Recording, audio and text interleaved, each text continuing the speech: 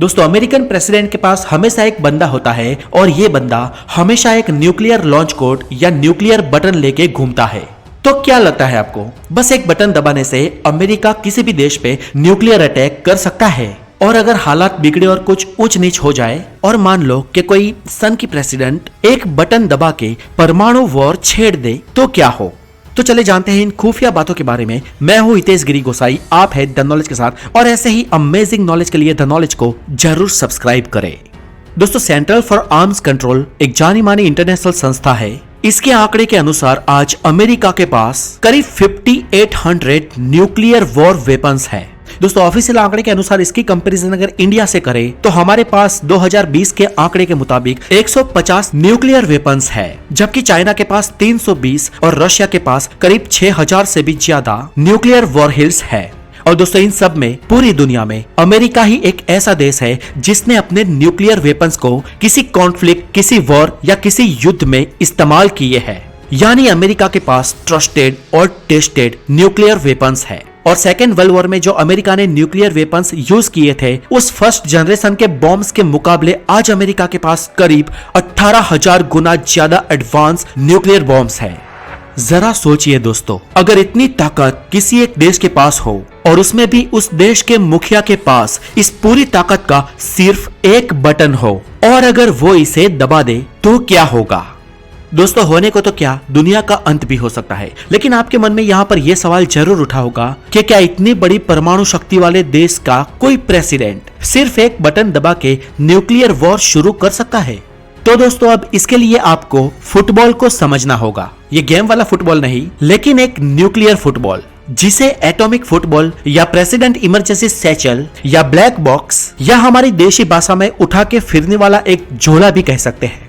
दोस्तों ये झोला अमेरिका के प्रेसिडेंट हमेशा अपने साथ रखते हैं। यानी अमेरिकी राष्ट्रपति दुनिया में कहीं पर भी जाए हमेशा अपने साथ ये एटॉमिक सूटकेस रखते हैं। और दोस्तों इस सूटकेस में सच में कुछ बटन्स होते हैं और इसमें प्रोग्राम किया हुआ एक लॉन्च कोड होता है और इन बटनों द्वारा उस लॉन्च कोड को दबाने पर ही ये एक्टिव होता है।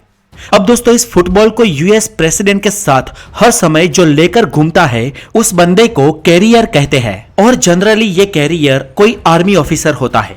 अब अगर अचानक युद्ध के हालात बनते हैं या कोई ऐसी परिस्थिति आन खड़ी होती है कि ताबड़तोड़ न्यूक्लियर वॉर शुरू करनी पड़े, तो ऐसे समय में ये कैरियर कहे जाने वाला बंदा अमेरिकन प्रेसिडेंट को एकांत में ले जाकर ये फुटबॉल उनके सामने खोलता है।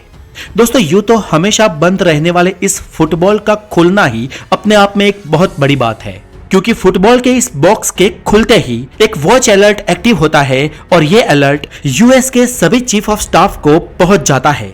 दोस्तों इसके खुलते ही तुरंत सब हाई अलर्ट हो जाता है, सबके कान खड़े हो जाते हैं और सब अलर्ट की पोजीशन में आ जाते हैं।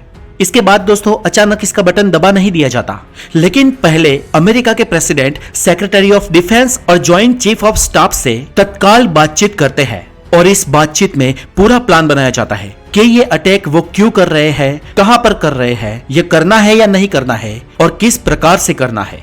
अब दोस्तों एक बार ये पूरा प्लान बन जाने के बाद फुटबॉल की विधि शुरू होती है, जो विधि कुछ ऐसी है कि अमेरिकन प्रेसिडेंट को इस फुटबॉल नामक सूटकेस में अपने लॉन्च कोड डालने होते हैं।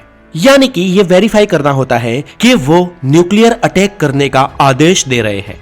वो आदेश ऐसे बोल के नहीं दे सकते कि नहीं मैं अमेरिकन प्रेसिडेंट हूं और वॉर छेड़ दो, नहीं, ऐसे नहीं होता है। दरअसल अमेरिकन प्रेसिडेंट को प्रेसिडेंट बनते ही एक बिस्किट दिया जाता है। ये बिस्किट दरअसल एक कार्ड जैसा होता है, जैसे हमारा क्रेडिट कार्ड होता है, और ये कार्ड ही अमेरिकन प्रेसिडेंट के आदेशों की पहचान होती है। इस फुटबॉल में इस बिस्किट को डाला जाता है और उसका लॉन्च कोड एक्टिव किया जाता है और ये बिस्किट की पहचान ही अमेरिकन प्रेसिडेंट की पहचान होती है। अभी दोस्तों इतने से काम नहीं चलता, विधि अभी बाकी है। अमेरिकन प्रेसिडेंट के इस ऑर्डर के बाद भी 2 स्टेप वेरिफिकेशन किया जाता है। यानी कि अमेरिकन प्रेसिडेंट के ऑर्डर के बाद यूएस डिफेंस के सेक्रेटरी अपने कोड्स डाल के अमेरिकन प्रेसिडेंट के ऑर्डर को वेरीफाई करते हैं। अब दोस्तों इस बात में समझने वाली बात यह है कि अमेरिकन प्रेसिडेंट जब ऑर्डर देते हैं और उसके बाद सेक्रेटरी ऑफ डिफेंस उसका वेरिफिकेशन करते हैं, इसका मतलब ये नहीं कि सेक्रेटरी ऑफ डिफेंस अगर युद्ध करना ना चाहे तो इस ऑर्डर को खारिज कर सकते हैं। ऐसा दोस्तों नहीं हो सकता। Secretary of defence American president के न्यूक्लियर वॉर के दिए गए ऑर्डर को खारिज या वीटो नहीं कर सकते हैं। वो तो बस 2 स्टेप वेरिफिकेशन करते हैं कि प्रेसिडेंट ने जो ऑर्डर दिया है उसका सेकंड स्टेप वेरिफिकेशन मैं करता हूँ, वरना सेक्रेटरी ऑफ डिफेंस चाहे तो भी इस वॉर को रोक नहीं सकते। इसलिए वॉर को छेड़ने की इस पूरी विधि में अमेरिकन प्रेसिडेंट का आदेश ही सर्वोपरि माना जाता है। और इसीलिए दोस्तों यूएस प्रेसिडेंट का ये पद बहुत ही पावरफुल और खास होता है। अब दोस्तों यूएस प्रेसिडेंट ने जब फुटबॉल में अपना लॉन्च कोड डाल दिया और ये आदेश दे दिया कि हमला करना है, तो इसके बाद तुरंत ही मिल स्टार एक्टिवेट हो जाता है।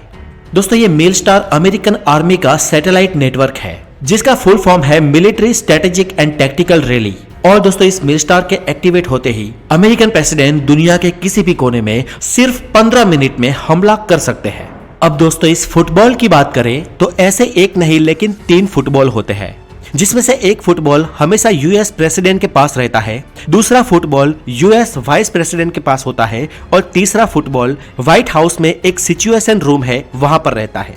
अभी आपके मन में अगर ये सवाल उठा हो कि ऐसे 3-3 फुटबॉल बनाने की क्या आवश्यकता आन पड़ी, तो दोस्तों ऐसा है कि किसी हालात में अगर राष्ट्रपति ही नहीं रहते या न्यूक्लियर वॉर के दरमियान उनको कुछ हो जाता है तो यूएस में तत्काल प्रेसिडेंट बनाना संभव नहीं होता है। इसलिए प्रेसिडेंट का पूरा पावर वाइस प्रेसिडेंट के पास चला जाता है और वो अपना फुटबॉल एक्टिव कर सकते हैं। और अगर किसी हालात में प्रेसिडेंट और वाइस प्रेसिडेंट दोनों नहीं रहे तो व्हाइट हाउस में बना सिचुएशन रूम ही और उसको ऑपरेट कर रहे आर्मी ऑफिसर सारा हैंडलिंग अपने हाथ में ले सकते हैं। आई होप दोस्तों कि यहाँ तक आप समझ गए होंगे कि अमेरिकन प्रेसिडेंट का पद कितना इंपॉर्टेंट होता है ऐसे क्विकली डिसीजन लेने के लिए। और आप इस फुटबॉल के बारे में भी समझ गए होंगे कि ये एक कोई डायरेक्ट बटन नहीं है लेकिन एक कम्युनिकेशन बटन है और न्यूक्लियर अटैक करने के लिए इसमें कोड डालना, कम्युनिकेशन करना और उसके बाद उसको लॉन्च करना एक पूरी प्रोसेस होती है। तो दोस्तों आज के लिए इतना ही। अगर आप नए हैं तो हेल्थ नॉलेज के लिए नॉलेज को जरूर सब्सक्राइब करें। अपना बहुत सारा ध्यान रखें। Have a good day, take care.